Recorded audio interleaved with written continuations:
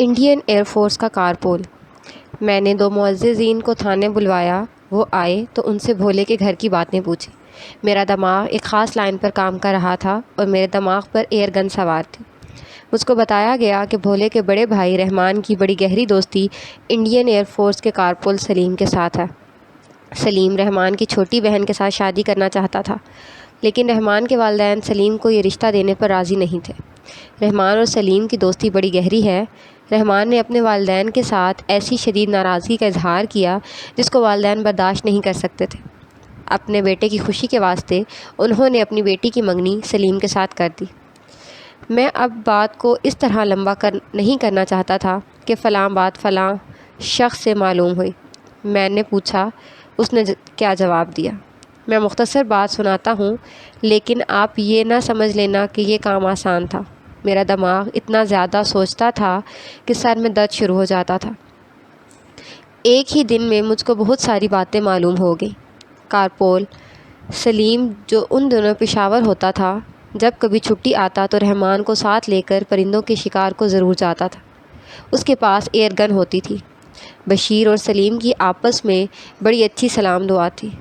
2 مخبروں نے بتایا کہ بشیر کی گمشدگی کے دن سے 1 یا 2 دن پہلے بشیر کو سلیم اور رحمان کے ساتھ دیکھا گیا تھا۔ کارآمد بات یہ معلوم ہوئی کہ گمشدگی کے دن بشیر کو کھیتوں میں سے گزرتے دیکھا گیا تھا۔ وہ اس طرف جا رہا تھا جس طرف وہ جگہ تھی جہاں سے اس کی ادکھائی لاش ملی تھی۔ یہ تو خواجہ کے نوکر نے جو مجھ کو پہلے ہی بتا دیا تھا۔ اس کے علاوہ میرا ایک مخبر ایک ایسے آدمی کو میرے پاس لے آیا جس نے بشیر کو ادھر جاتے دیکھا تھا اور ایک اور طرف کارپول سلیم کو اور رحمان کو اسی سمت کو اکٹھے جاتے دیکھا، لیکن وہ بشیر سے دور تھے۔ ایسی شہادت ایک بھی نہیں ملی کہ ان تینوں کو کہیں اکٹھے دیکھا گیا تھا۔ رحمان کی بابت یہ معلوم ہوا کہ دلیر آدمی ہے اور غنڈے اور بدماش بھی اس کی عزت کرتے ہیں۔ وہ اپنا روب رکھنے والا اور اپنی عزت اور غیرت پر مر مٹنے والا آدمی ہے۔ اس شہادت اور ان معلومات سے میرا کیس اتنا سا بھی نہیں بنتا تھا کہ میں نے رحمان کو مشتبہ سمجھ کر تھانے بلاتا۔ سوچ کر میں نے اس کو تھانے بلا لیا۔ اس کی بابت تو سنا تھا کہ دلیر آدمی ہے، لیکن میرے سامنے آ کر وہ گھبراہٹ اور ڈر کو چھپا نہیں سکا۔ وہ جب بولا تو اس کی زبان اس کے قابو میں نہیں تھی۔ ڈرو نہیں رحمان، میں نے اس کو کہا۔ میں نے تمہیں کسی تفتیش کے سلسلے میں نہیں بلایا، نہ تمہارا کسی واردات کے ساتھ کوئی تعلق ہے۔ ایک عجیب بات معلوم ہوئی ہے۔ میں نے تم سے پوچھنا تھا کہ تمہیں بھی معلوم ہے یا نہیں۔ تمہارا چھوٹا بھائی بھولا ڈوب کر مرا تھا اور بشیر نے اس کو بچانے کی کوشش کی تھی۔ مجھ کو اب پتہ لگا ہے کہ بشیر نے اس کو بچایا نہیں تھا بلکہ اس کو ڈبویا تھا۔ میرا خیال ہے تمہیں یہ پتہ نہیں۔ جی نہیں۔ اس نے کچھ اور بھی کہنے کی کوشش کی، لیکن زبان اس کا ساتھ نہیں دے رہی تھی۔ میں تو خوش ہوں رحمان، میں نے کہا۔ اگر تمہارے بھائی کو بشیر نے ڈبویا تھا تو دیکھ لو وہ خود کیسے خوفناک انجام کو پہنچا ہے۔ اس کی لاش گیدڑوں اور کتوں نے کھائی ہے۔ مجھ کو تمہارے ساتھ ہمدردی ہے۔ تم لوگوں نے غلطی کی تھی کہ بشیر کی باتوں میں آ گئے۔ میں جانتا ہوں کہ اس سیلاب میں ایسا کوئی آدمی ڈوب نہیں سکتا۔ کیا تمہارا بھائی تیرنا نہیں جانتا تھا؟ جانتا تھا جی، اس نے جواب دیا۔ رحمان بھائی، میں نے دوستوں کی طرح کہا، تم میرے مسلمان بھائی ہو، اس جذبے سے تمہارے ساتھ یہ بات کی ہے، ورنہ مجھ کو کیا کوئی جیے۔ ویسے تو تم لوگ بہت شریف ہو یا بے وقوف ہو۔ تم اس وقت تھانے میں آ جاتے اور کہتے کہ تمہیں شک ہے کہ تمہارے بھائی کو قتل کیا گیا ہے۔ اس وقت ذرا سا بھی شک نہیں ہوا تھا، اس نے کہا۔ لیکن میرے بھائی، میں نے بناوٹی آہ لے کر کہا، جس طرح کسی کی لکھی ہوتی ہے وہ اسی طرح دنیا سے جاتا ہے۔ وہ مجھ سے ڈرا ہوا تھا۔ اس نے دیکھا کہ تھانے دار تو دوستوں کی طرح بول رہا ہے، اس کی زبان چل پڑی۔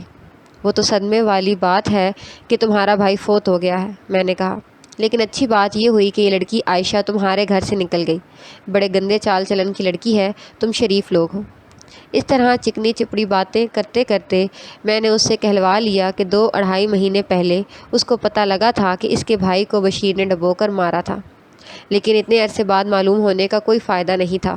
میں نے کہا، چلو قاتل کو سزا مل گئی ہے، تم چلو رحمان، اپنا کام کاج کرو اور صدمہ پی جاؤ۔ میں نے اندازہ کر لیا تھا کہ وہ اس طرح اطمینان کے ساتھ گیا ہے کہ اس پر شک نہیں کیا جا رہا۔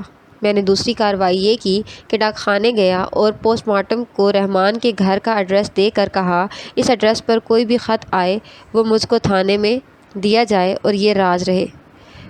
پھر اس سے پوچھا کہ یہاں سے باہر جانے والی ڈاک کتنے بجے لیٹر باکس سے نکالی جاتی ہے۔ اس نے وقت بتایا تو میں نے اس کو حکم سنایا کہ اس وقت میرا ASI آ جایا کرے گا اور تمام ڈاک دیکھا کرے گا۔ کوئی خط کھولا نہیں جائے گا، صرف ایک ایڈریس والا خط روکا جائے گا۔ یہ ایڈریس کارپور سلیم کا تھا۔ خطوط نے پردہ اٹھا دیا۔ میرے پاس خواجہ کے 3 ہنڈے تھے جن میں ایک سزا یافتہ عادی مجرم تھا۔ اس کے ساتھ ہمارا رویہ کچھ اور ہوتا تھا۔ یہ لوگ ہمارے کام بھی آیا کرتے تھے، بڑے کارآمد مخبری تھے۔ میں نے 2 دن اور 2 راتیں ان پر لگا دیں لیکن نتیجہ صفر رہا۔ یہ مجھے یقین دلاتے تھے کہ خواجہ نے اپنے بیٹے کو قتل نہیں کرایا۔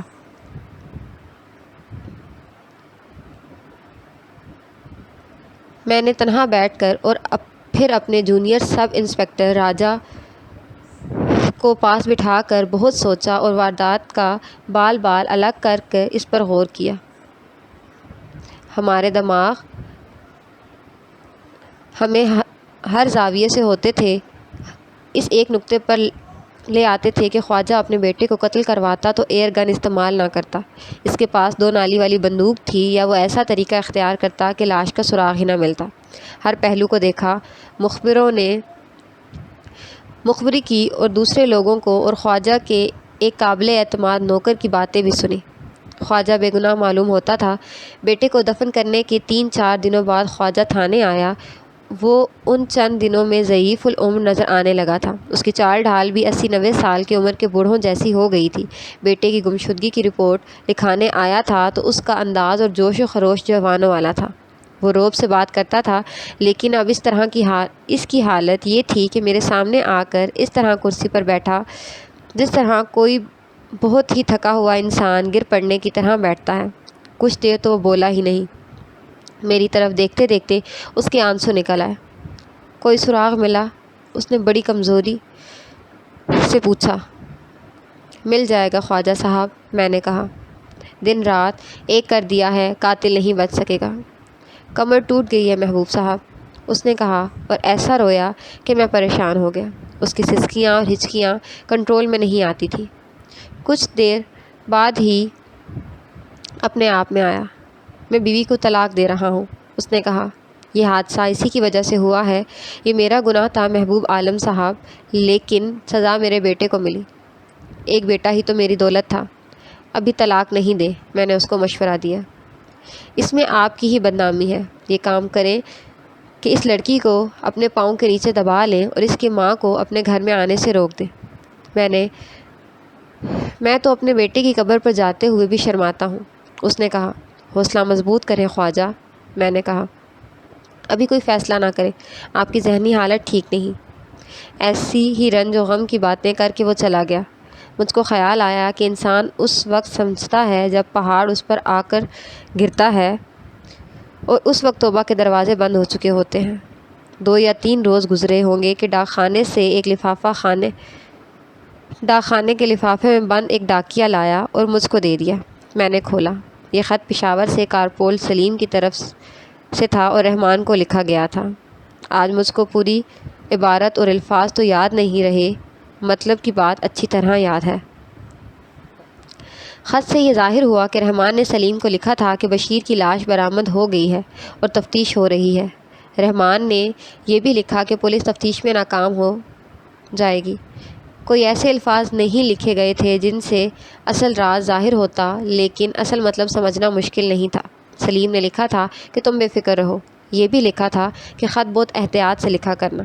تقریباً 3 گھنٹے بعد ASI ڈاک خانے سے ایک اور خط لایا۔ یہ خط رحمان کی طرف سے سلیم کو پوسٹ کیا گیا تھا۔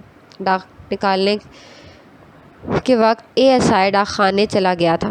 تمام ڈاک چیک کرنے پر اس کو کارپول سلیم کے نام ایک لفافہ مل گیا۔ اس نے کھول کر پڑھا۔ رحمان نے لکھا تھا، میں تمہیں یہ اطلاع دے چکا ہوں کہ بشیر کی لاش برآمد ہو گئی ہے۔ کل مجھ کو تھانے بلایا گیا تھا۔ میں بہت ہی ڈرا، لیکن میں بہت حیران ہوا کہ تھانے دار نے میرے ساتھ ہمدردی کی باتیں کی اور مجھ کو رخصت کر دیا۔ رحمان کے ساتھ میں نے جو باتیں کی تھیں وہ اس کو ذرا مختصر کر کر سلیم کو لکھی تھی۔ اس کے بعد اس نے اپنی رائے لکھی تھی کہ تھانے دار کے اس رویے سے مجھ کو تسلی ہو گئی ہے، آپ بھی تسلی میں رہیں۔ مجھ کو اصل الفاظ اور فقرے اب یاد نہیں، اصل مطلب اور لب لباب یاد ہے۔ ان دونوں خطوط سے صاف نظر آتا تھا کہ یہ دونوں بشیر کے قتل کے ملزم ہیں۔ میری یہ چال کامیاب رہی کہ میں نے رحمان کو بلا کر ہمدردی کی باتیں کی تھی۔ میں نے سوچا تھا کہ یہ قتل کا ملزم ہوا تو سلیم کو ضرور خط لکھے گا۔ میں نے خواجہ کے غنڈوں کو چھٹی دے دی اور ایک کانسٹیبل کو بھیجا کہ رحمان کو اپنے ساتھ لے آئیں۔ میں خود یہ دونوں خط لے کر DSIP کے پاس چلا گیا۔ وہ انگریز تھا، جرائم کے معاملے میں بہت ہی سخت آدمی تھا، تفتیش میں کوتاہی کرنے والے تھانے دار کو تو معاف کرتا ہی نہیں تھا۔ قتل کی اس واردات کی رپورٹ اس تک پہنچی ہوئی تھی اور میری روز بروز تفتیش کی رپورٹ اس تک پہنچتی رہتی تھی۔ انگریز افسروں کے طور طریقے پاکستانی افسروں جیسے نہیں ہوا کرتے تھے۔ کام کے معاملے میں وہ افسری ماتحتی کو بھول جایا کرتے تھے۔ اس کو میری اطلاع دی گئی تو اس نے مجھ کو فوراً بلایا۔ کس واسطے آیا؟ اس نے پوچھا۔ کچھ کیا ہے یا صرف بات بولے گا؟ بہت کچھ کیا ہے صاحب بہادر، میں نے کہا۔ آپ کا حکم چاہیے۔ اس نے مجھ کو بیٹھنے کا اشارہ کیا۔ میں نے بیٹھ کر اس کو بتایا کہ میں نے رحمان کو بلا کر کیا باتیں کی تھی اور پھر ڈاک چیک کرنے کا کیا انتظام کیا۔ اس بات کے نتیجے میں یہ 2 خط ملے ہیں۔ دونوں خط اس کے آگے رکھ دیے اور اردو بول کر سمجھ سکتا تھا، پڑھ نہیں سکتا تھا۔ اس نے کہا خطوط پڑھ کر سناؤں؟ میں نے دونوں پڑھ کر سنائے۔ گڈ، اس نے کہا، دونوں کو پکڑو۔ میں نے اس کو بتایا کہ کارپول سلیم کو پشاور جا کر پکڑنے کے واسطے اس کے کمانڈنگ آفیسر کے نام سرکاری چھٹی کی ضرورت ہے۔ اس نے PA کو بلایا اور اس کو کہا کہ وہ چھٹی تیار کر دے۔ بشیر قبر تک جا پہنچا۔ میں چٹھی لے کر تھانے آیا تو رحمان میرے انتظار میں بیٹھا ہوا تھا۔ اس نے بے تکلف دوستوں کی طرح میرے ساتھ ہاتھ ملایا۔ میں دوستوں کی ہی طرح اس کو ملا اور پھر اس کا ہاتھ پکڑ کر اس کو اپنے ساتھ دفتر لے گیا۔ بیٹھ جاؤ رحمان، اس کو بیٹھا کر کہا۔ مجھ کو اپنا ہمدرد اور دوست سمجھو، میں دوستی کا حق ادا کروں گا۔ شرط یہ ہے کہ تم یہ بتا دو کہ بشیر کے سر میں ایئر گن کے چھرے تم نے چلائے تھے یا سلیم نے؟ یک لخت اس کا رنگ لاش کی طرح سفید ہو گیا۔ اس کی آنکھیں جن میں جوانی کی چمک تھی ایسا رنگ اختیار کر گئیں جیسے کسی ضعیف العمر آدمی کی آنکھیں ہوتی ہیں۔ اس حالت کے بعد ایسا آدمی بے ہوش ہو جایا کرتے ہیں۔ مجھ کو معلوم تھا کہ اس کی زبان سے ایک لفظ بھی نہیں نکلے گا۔ رحمان بھائی، میں نے اس کو بڑے پیار سے کہا، تم اپنی صفائی میں کچھ بھی نہیں کہہ سکتے۔ تمہارے اور سلیم کے خلاف شہادت مکمل ہو چکی ہے۔ تم جدھر سے بھی اس الزام سے نکلنے کی کوشش کرو گے ادھر کوئی نہ کوئی شہادت تمہارے راستے میں کھڑی ہوگی۔ میں تمہیں بچنے کی صورت بتاتا ہوں۔ تم اپنے بھائی کے خون کا بدلہ لے لیا، اس وجہ سے میرے دل میں تمہاری ہمدردی پیدا ہو گئی ہے۔ اگر تم خود بیان دے دو گے تو میں وعدہ کرتا ہوں کہ سزائے موت نہیں ہونے دوں گا، اور یہ بھی کروں گا کہ مقدمہ ایسا تیار کروں گا کہ تم اپیل میں بری ہو جاؤ گے۔ اس کی حالت بگڑتی گئی۔ میں نے پانی منگوا کر اس کو پلایا اور اس کو تیار کرنے لگا کہ وہ بیان دے دے، لیکن اس کی نظریں میرے چہرے پر جمی ہوئی تھیں۔ میں نے سلیم کو 2 خط لکھے ہیں، میں نے کہا۔ دونوں میرے پاس ہیں اور ایک خط تمہیں سلیم نے لکھا ہے جو تمہارے پاس پہنچنے کی بجائے میرے پاس آ گیا ہے۔ میں نے دونوں لفافے اس کو دکھائے۔ مجھ کو یہ خطرہ نظر آ رہا تھا کہ یہ شخص بے ہوش ہو جائے گا۔ میں نے تسلی دی اور سبز باغ بھی دکھائے۔ آپ سلیم کو بھی گرفتار کریں گے؟ اس نے بڑی ہی کمزور آواز میں پوچھا۔ کل شام تک وہ یہاں آ جائے گا، میں نے کہا۔ اب سلیم کو بھول جاؤ رحمان، اپنے آپ کو بچاؤ، اور اپنے آپ کو بچانے کا ایک ہی طریقہ ہے کہ مجھ کو صحیح بیان دے دو، پھر میں تمہاری بچت کا راستہ نکالنے کی کوشش کروں گا۔ یہ تھانے دار کا تجربہ ہوتا ہے کہ وہ سمجھ جاتے ہیں کہ ملزم بیان دینے پر آ گیا ہے اور اب یہ صرف جھجک رہا ہے۔ رحمان اس مقام پر پہنچ گیا تھا۔ آگے یہ میری استادی تھی کہ اس سے پورا بیان لینا ہے۔ مختصر بات یہ ہے کہ وہ اندر سے ٹوٹ پھوٹ گیا تھا۔ اس نے مجھ سے یہ نہیں پوچھا کہ شہادت کیا ہے۔ وہ چونکہ مجرم تھا اس واسطے اس کا حوصلہ ختم ہو گیا تھا۔ انسان کا خون ہضم نہیں ہو سکتا، ضمیر انسان کے خون کو برداشت نہیں کر سکتا۔ یہ شخص عادی یا پیشہ ور قاتل تو تھا نہیں۔ اس نے اسی میں سکون محسوس کیا کہ بیان دے دے، اور وہ اس نے دے دیا۔ پورا بیان سنانے کی ضرورت نہیں۔ اس نے میرے ساتھ پہلی ملاقات میں ذکر کیا تھا کہ تقریباً وہ 2 مہینے پہلے اس کے کانوں میں یہ بات پڑی تھی کہ اس کے چھوٹے بھائی بھولے کو بشیر نے سیلاب سے نکالنے کے دھوکے میں ڈبو کر مار دیا تھا۔ اس نے اسی روز دل میں عہد کر لیا تھا کہ بھائی کے خون کا بدلہ لے گا۔ اس نے اپنے دوست سلیم کے ساتھ بات کی۔ سلیم نے کہا کہ یہ کام کر دیں گے، لیکن ایسے طریقے سے لاش اور قاتل کا سراغ نہیں ملے گا۔ رحمان نے سلیم کے ساتھ یہ بات پشاور جا کر کی تھی۔ رحمان اور سلیم کی دوستی بہت گہری تھی۔ رحمان کی زبان میری حوصلہ افزائی سے چل پڑی تو اس نے ہر بات بتانی شروع کر دی۔ اس کی زبانی پتہ لگا کہ سلیم اس کی بہن کے ساتھ شادی کا خواہش مند تھا، لیکن رحمان کے والدین رضامند نہیں تھے۔ سلیم نے رحمان کی ساتھ بات کی کسی اچھے اور شریفانہ طریقے سے کی ہوگی، لیکن میں مختصر سنا رہا ہوں۔ اس واسطے میں اتنا ہی کہوں گا کہ سلیم نے رحمان کے آگے یہ شرط رکھی کہ وہ اپنی بہن کا رشتہ اس کو دلا دے تو وہ بشیر کو قتل کرنے میں اس کی پوری مدد کرے گا۔ رحمان نے یہ شرط قبول کر لی۔ اس نے اپنے والدین کو یہ تو نہیں کہنا تھا کہ وہ سلیم سے اپنے دشمن کو قتل کروانا چاہتا ہے۔ اس نے ایک اور طریقہ اختیار کیا، جو یہ تھا کہ اپنے والدین کو دھمکیاں دیں کہ وہ اس کے عزیز دوست کو رشتہ نہیں دیں گے تو وہ ان سے تعلق توڑ کر الگ ہو جائے گا۔ والدین اپنے بیٹوں کی اتنی شدید ناراضگی برداشت نہیں کر سکتے۔ انہوں نے سلیم کو رشتہ دے دیا۔ سلیم نے رحمان سے کہا کہ وہ پہلے بشیر کو قتل کرے گا، پھر منگنی ہوگی۔ رحمان نے اپنے بیان میں 3-4 مرتبہ کہا کہ وہ جب بشیر کو دیکھتا تھا تو اس پر پاگلوں جیسی کیفیت طاری ہو جاتی تھی۔ اس کا دل کرتا تھا کہ بشیر کا گلا سب کے سامنے گھونٹ دے اور لوگوں کو کہے کہ اس نے میرے بھائی کو قتل کیا تھا۔ ظاہری طور پر بشیر اور رحمان کی کوئی دشمنی نہیں تھی۔ سلیم کے ساتھ بشیر کی بڑی اچھی سلام دعا تھی۔ سلیم 10 دن کی چھٹی لے کر آیا۔ ایک روز اس نے بشیر کو کہا کہ چلو یار میرا ساتھ دو، میرے پاس ایئر گن ہے، کچھ پرندے مار لاتے ہیں۔ بشیر تیار ہو گیا۔ سلیم عقل مند آدمی تھا۔ انہوں نے اگلے روز شکار کے واسطے جانا تھا۔ سلیم نے رحمان کو بتایا کہ باہر اس طرح نکلیں گے کہ بشیر ان کے ساتھ نہ ہوتا کہ کسی کو پتہ نہ لگے۔ بشیر ان کے ساتھ گیا تھا۔ اس اسکیم کے مطابق سلیم یہ کہہ کر بازار چلا گیا کہ چھرے کم ہیں اور چھروں کا ایک پیکٹ لے کر ادھر سے ہی فلاں جگہ پہنچ جائے گا۔ رحمان نے بھی ایک بہانہ بنا کر ایک اور راستہ اختیار کیا۔ بشیر کچھ نہ کہہ سکا۔